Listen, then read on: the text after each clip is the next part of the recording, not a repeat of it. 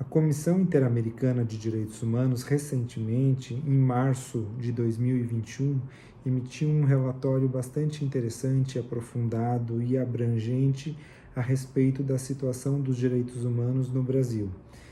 Recomendo energicamente a leitura desse documento, que nos fornece um raio-x a respeito da situação, do estado da arte dos direitos humanos no nosso país e, além disso, nos fornece um riquíssimo e aprofundado documento doutrinário a respeito dos direitos humanos em geral, obviamente aplicada à nossa realidade nacional. Eu começo comentando esse relatório, que é facilmente acessível na internet, pela discriminação, pelo primeiro ponto abordado pela Comissão Interamericana, que é o da discriminação histórica que causa desigualdade estrutural. E nesse ponto a comissão abordou o tema das pessoas afrodescendentes, nas palavras da comissão. Nós sabemos aqui no Brasil que o termo mais adequado é de pessoas negras, aqui incluídas as pessoas pardas e pretas, de acordo com o Estatuto da Igualdade Racial. Então, pessoas negras, comunidades quilombolas, comunidades tradicionais, povos indígenas e mulheres e violência de gênero. Então, são 4 pontos que foram tratados inicialmente pelo relatório. Em relação às pessoas negras, é interessante dizer que o relatório reconhece a situação do racismo estrutural e do racismo institucional, reconhece os processos históricos e sociais de violência a que a população negra está submetida no nosso país, a gerar um sentimento de subjugação, né, por parte dessa parcela da população e que constrói os estereótipos raciais e racistas que promovem discriminação e diferenciação entre as pessoas, entre os grupos populacionais, o que fere o direito à igualdade e à não discriminação em patamares absolutamente inaceitáveis. Essas observações todas são um resumo, né, nas minhas palavras, do que a Comissão Interamericana reconheceu nesse relatório. Então, reconhece violência sistêmica perpetrada por agentes do Estado, em especial por agentes policiais e também por agentes do sistema de justiça,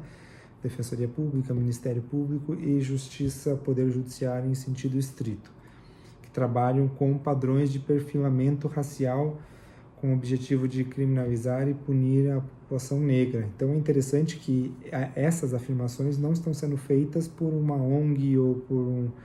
um partido político, senão por um órgão oficial, uma instituição oficial interamericana, portanto internacional, que tem por atribuição realizar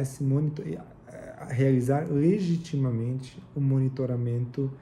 das violações de direitos humanos ocorridas nas Américas. Então é importante a gente prestar atenção a essas fortes declarações que nos apresentam o racismo institucional e estrutural.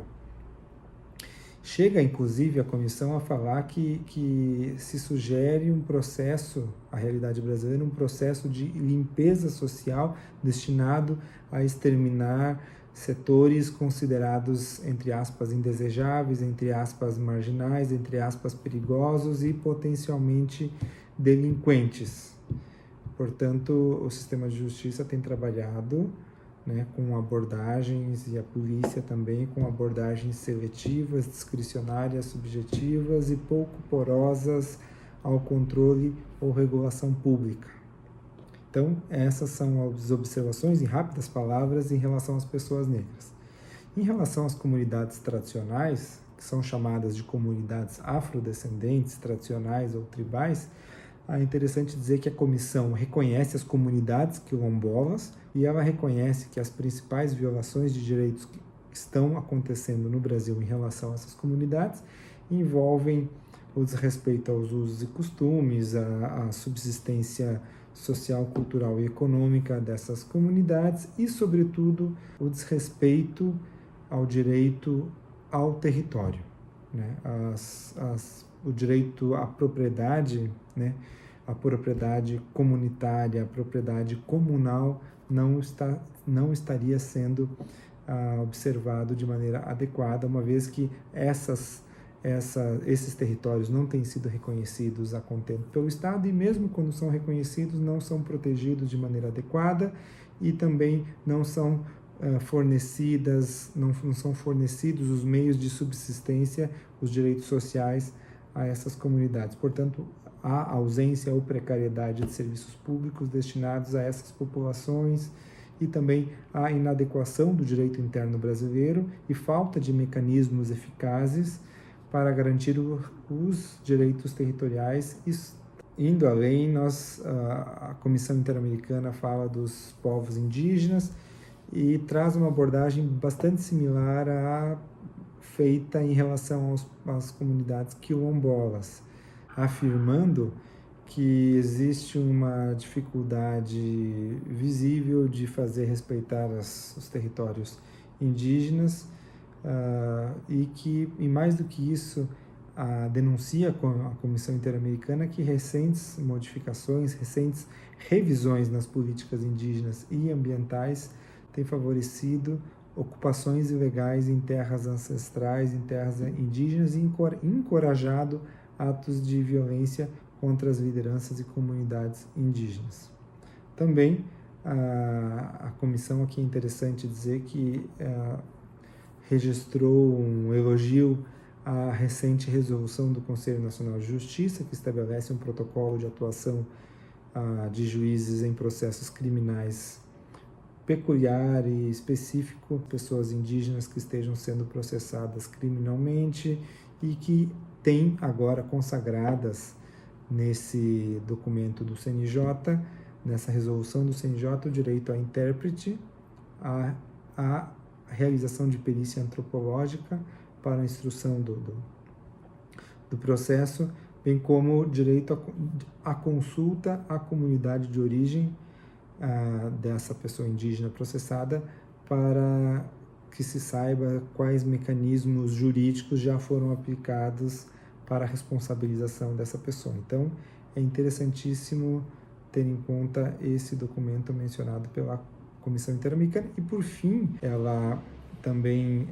ressalta a importância de fazer respeitar o direito à consulta prévia, livre, informada e de boa-fé prevista no protocolo da OIT número 169, que deve ser observado em todos os casos e não apenas em casos de grandes empreendimentos que invadam o território das comunidades indígenas e quilombolas, senão em todos os casos em que haja risco de alguma intervenção nessas comunidades. E mais, essa consulta prévia deve ser feita de acordo com os usos e costumes da própria comunidade. Então, é muito interessante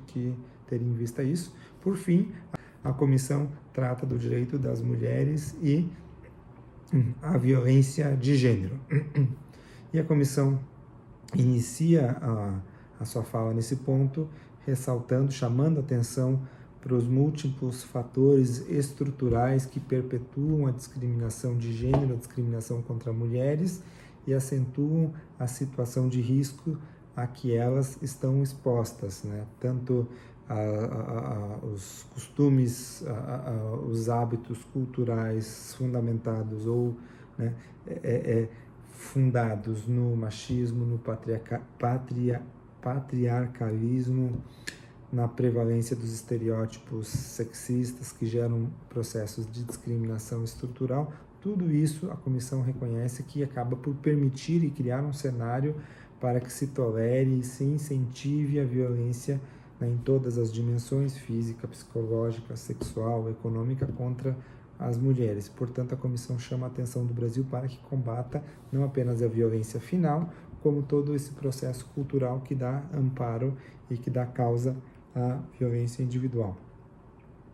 E a comissão, inclusive, chega a apresentar que todos esses fatores são obstáculos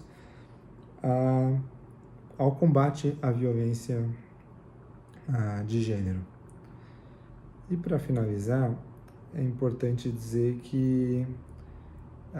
a Comissão Interamericana, ela tanto elogia alguns avanços que foram promovidos pela legislação brasileira, pela Lei Maria da Penha, ao mesmo tempo que reconhece que os estereótipos discriminatórios ainda estão impregnados no sistema de justiça, no sistema policial brasileiro, o que leva a decisões que favorecem esses processos discriminatórios. Por fim, a comissão aponta a lentidão extrema dos processos judiciais, sobretudo para a concessão de medidas protetivas às mulheres que se encontram em situação de risco. Também é um fator que faz agravar o quadro de violência, e também a inexpressiva presença de entidades, de unidades, de órgãos especializados nas mais diversas instituições e setores também é um fator que promove a violência. Portanto, a comissão chama o Estado a acelerar, a tornar mais eficiente os seus procedimentos, sobretudo criminais, em relação à proteção das mulheres, e também sugere ao Brasil que amplie o número de órgãos e de unidades especializadas em gênero.